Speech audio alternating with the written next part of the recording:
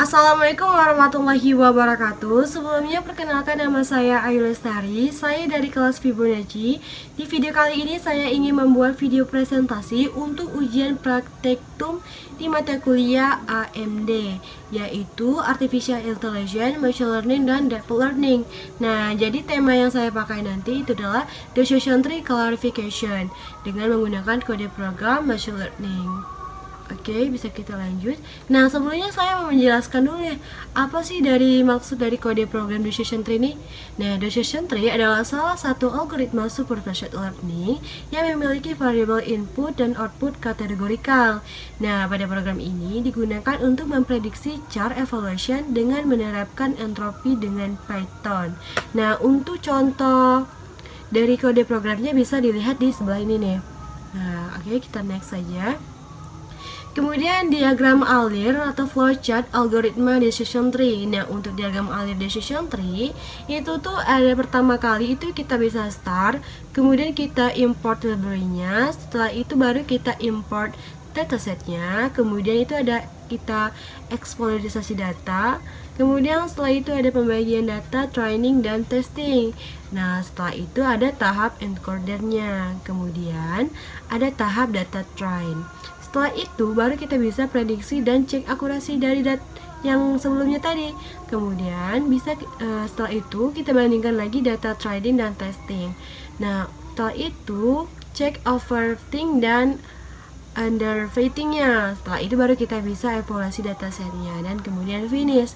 Nah, untuk decision node-nya itu ada root node. Kemudian di sini juga ada subtree-nya. Modifikasi kode program yang pertama itu ada dataset URL yang berupa link dan kemudian akan dibaca eksplorasi data yang digunakan pada saat visualisasi penambahan diagram berupa density plot, kemudian matdepth yang diatur menjadi 4, kemudian data target yang berupa kelas. Nah, di sini ada demonstrasi kode programnya. Oke, kita langsung saja coba lihat. Nah, di sini ada import pandas ASPD, kemudian di sini ini untuk import library-nya. Kemudian itu ada download dataset, ini codingannya seperti ini. Kemudian ada import datasetnya. Pertama itu kita download dulu datasetnya, setelah itu baru kita import datasetnya, kita import sini. Nah, chart evaluation yang seperti saya jelaskan sebelumnya tadi. Kemudian selanjutnya itu ada exploratory data analysis seperti ini. Nah, di sini ada we can see that there are, maksudnya itu gini, kita dapat melihat bahwa ada 1728 contoh dan 7 variabel dalam kumpulan data. Nah, di sini kemudian ada view top 5 row of that set. Di sini ada preview datanya. Nah, di sini akan dilihat seperti ini. Kemudian ada rename, columns name. Maksudnya gini, kita bisa untuk ganti nama kolomnya. Kita dapat melihat bahwa dataset tidak memiliki nama kolom yang tepat. Kolom hanya diberi kepada label, yaitu 0, 1, 2, dan seterusnya. Kita harus memberikan nama yang tepat ke kolom. Nah, gitu. Jadi kita harus memberikan nama yang tepat pada kolomnya ini. Contohnya seperti ini. Column names. Kemudian setelah itu di view-nya bakalan gini. View summary of that-nya. Ada classes pandas, core frame, data frame, ringan index, 1728 entries, 0 to 1728. Kemudian ini ada data columns-nya, totalnya 7 columns.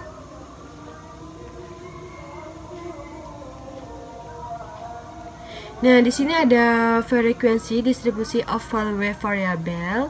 Nah, mungkin langsung saja gini, summer of variable.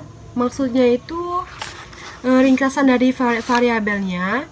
Ada 7 variabel dalam database, semua variabel bertipe data kategorikal. Nah, ini diberikan oleh pembelian, peliharaan, pintu, orang, logbook, keselamatan, dan kelas. Nah, sepertinya programnya yang ini. Nah, yang ini nih. Cool name-nya ada buying, math, dart, present, log, ya seperti itu. Kemudian setelah itu ada namanya eksplorasi kelas variabel. Nah, di sini harus kita klik dulu df. Kemudian itu ada jQuery, Vector, Victor, and target variable. Dan ada split data into separate training of data set. Nah, seperti ini ada splitnya. Kemudian ada from, scalar model, selection, import, training test plate-nya. Dan di sini ada future engineer. Nah, seperti ini. Ini data yang ada di codingan sebelumnya nih. Nah, yang ini. And the code categorical variable. Nah, seperti ini ada variabel-variabelnya. Kemudian, nah ini nih yang import kategori underscore D. Kita import dua kategori kodenya. Kemudian di sini ada xtrain dengan xdash-nya. Inputnya seperti ini dan outputnya bakalan seperti ini. Kemudian ada decision tree classification with correct index. Nah, untuk inputnya itu ada import decision tree classifier. Bunyinya seperti ini, yaitu from scalar tree import decision classification. Dan untuk outputnya akan seperti ini codingannya. Kemudian di sini ada check accuracy score with horizontal gini index. Nah, di inputnya itu ada from index, import score.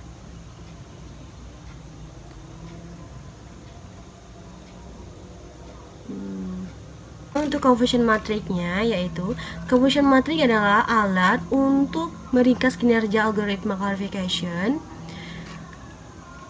Config matrix akan memberikan kita gambaran yang jelas dengan kinerja model, classification, dan jenis kesalahan yang dihasilkan oleh model tersebut. Ini memberikan kita ringkasan prediksi yang benar dan yang salah, dikelompokkan berdasarkan masing-masing kategori. Ringkasan disajikan dalam bentuk tabel. 4 jenis hasil dimungkinkan saat mengevaluasi kinerja model klarifikasi. Keempat hasil ini dijelaskan di bawah ini. Nah, seperti ini nih. Ada true positifnya.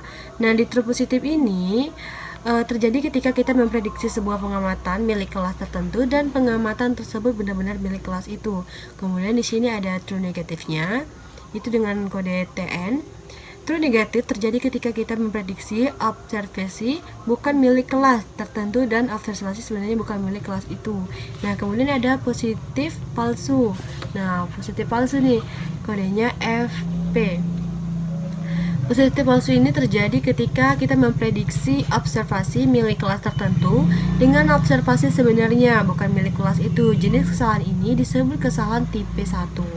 Nah, kemudian ada false negatif. Nah, false negatif terjadi ketika kita memprediksi observasi bukan milik kelas tertentu tapi observasi sebenarnya milik kelas itu. Ini adalah kelas yang sangat serius dan disebut kesalahan tipe 2. Keempat hasil ini dirangkum dalam matriks kebingungan yang diberikan di bawah ini. Nah, seperti ini nih.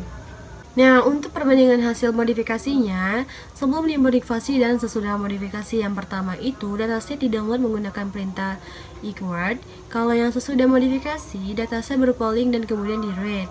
Nah, untuk yang kedua, itu ada eksplorasi data tidak menggunakan visualisasi.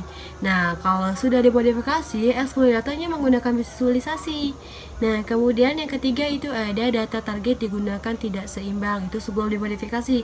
Nah, setelah dimodifikasi, data target digunakan dengan seimbang. Kemudian yang keempat itu max depth-nya diatur 3, tapi setelah dimodifikasi max depth-nya diatur 4.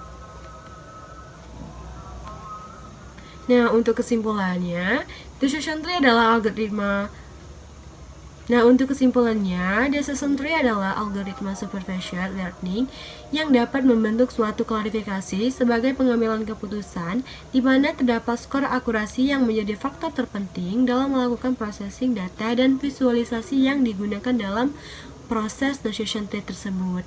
Nah, mungkin hanya itu yang dapat saya presentasikan. Lebih dan kurangnya saya mohon maaf. Saya akhiri dengan wassalamualaikum warahmatullahi wabarakatuh.